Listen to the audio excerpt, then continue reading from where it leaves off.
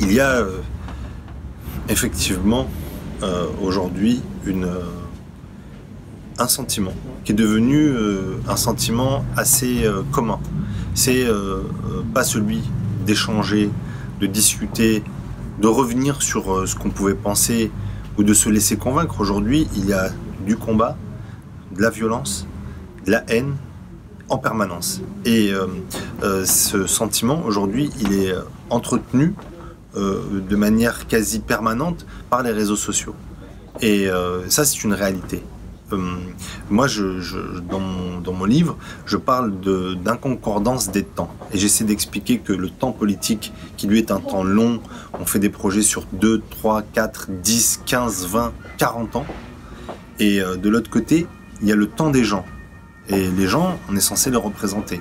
Et donc, les gens, eux, ils réfléchissent à la journée, à la semaine, à la rigueur au mois.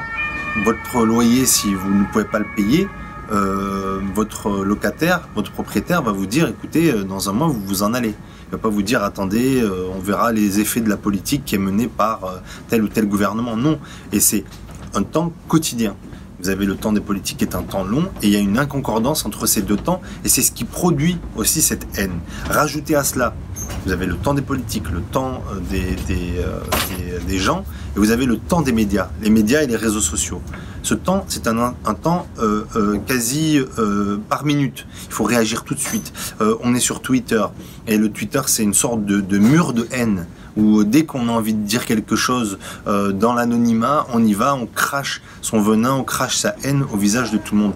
Et c'est donc ce qui m'a frappé, c'est que cette inconcordance des temps et cette frustration qui est produite, elle est aussi un des ressorts de cette haine.